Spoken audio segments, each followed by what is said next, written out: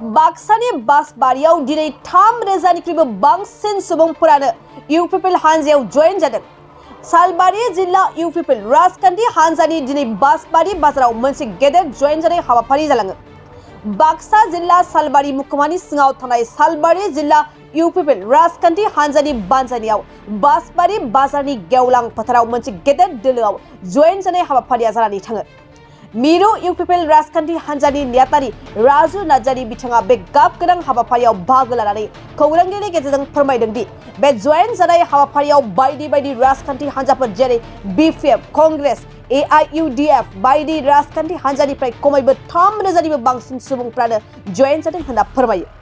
राजु नार्जारि बिथाङा फोरमायबावदों दि बे ओनसोलाव रायजोफोरा जयेन जानाय हाबाफारिखौ लाजानो लुबैना दंमोन एबा जयेन जानाय हाबाफारिखौ लानो खावलायहरबाय दंमोन। बे बिथिङैनो दिनै रायजोनि लुबैनाय बायदि दिनैनि 3,000निबो बारा सुबुंफ्रा जयेन जानाय हाबाफारिखौ लानाय जादों। लोगोसे बे ओनसोलनि गुबुन गुबुन राजखान्थि हानजानि सोद्रोमाफ्रा गासैबो दिनै UPPL हानजायावनो जयेन जाजोब्बाय होनना।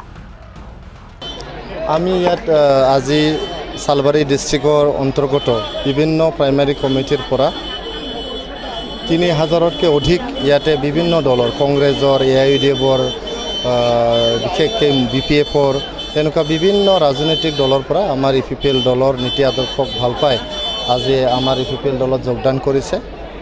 বহু দিনৰ পৰা ইয়াতে জইনিং কাৰ্যসূচী এটা ডিমাণ্ড কৰি আছিলে ৰাইজে। তো আজি আমি এইটো পাতিলোঁ 3,000তকৈ অধিক ইয়াতে জইনিং কৰিলে।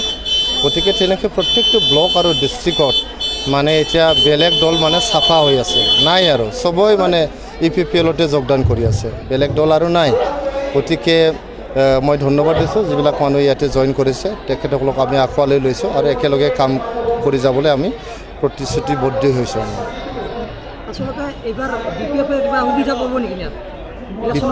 BPFে কি ইমান দল আছে আমাৰ নীতি আদৰ্শক যদি ভাল পায়, আমাৰ নেতৃত্বক যদি সন্মান জনায়, আমাৰ চৰকাৰৰ কাম কাজ ইমান মানে কাম কৰি আছে আমাৰ BTR চৰকাৰে নিজৰে এটা 15টা ফ্লেগশ্বিপ স্কিম কৰিছে, মানে বডফা সুপাৰ 50 মিছন কৰিছে, অঞ্চাই বিথাংকি কৰিছে, জ্ঞান চেৰাং কৰিছে, আপোনাৰ সেল্ফ হেল্প গ্ৰুপক 75,000 দিয়াৰ কাৰণে মাইনাও চেৰাং বিথাংকি কৰিছে, আমাৰ মহিলাবিলাকক কম্পিউটাৰ আৰু ইণ্টাৰনেট শিক্ষা দিয়াৰ কাৰণে ঠেং পাকৰি ডিজিটেল মিছন কৰিছে।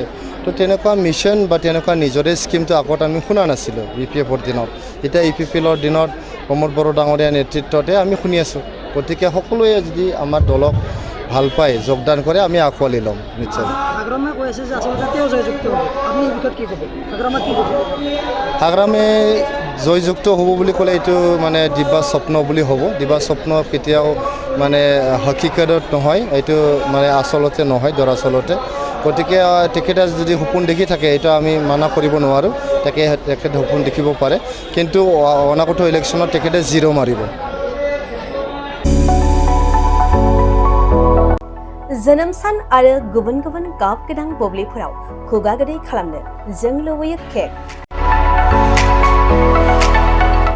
नंगौ, जोनोम सान आरो बायदि गाब गोनां बुब्लिफोराव नोंथाङाबो लुबैयो केक। मोनफ्रोमबो बुब्लियाव केकआ बयखौबो मुहिहोयो आरो देहाखौ थाजिम मोनहोयो।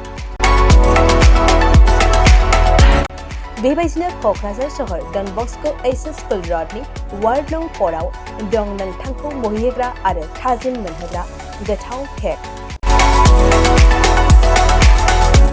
गोथार जोनोम सान फालिनाय बायदि गाब गोनां बुब्लिफोराव खुगा गोदै खालामनो नोंथाङा लांफैनो हागोन क'क्राझारनि बेकारि एन्ड कनफेक्शनारि रेस्टुरेन्टआव गोरबो सोलेर थाजिम मोनहोग्रा मेजेरनाय गोथाव केक। बे गोथाव मेजेरनां केकखौ जानो लुबैदोंब्ला थोंजोङै मख'नाय थंआव थांनाबो लायनो हागोन आरो बिथांमोननि होखानाय 767601351888 8860607313 आरो 8800766409 जानबुं अनजिमायाव सुलादाना बुकिं अर्डारबो खालामनो हागोन। अब्ला माखौथो नेना थाखो?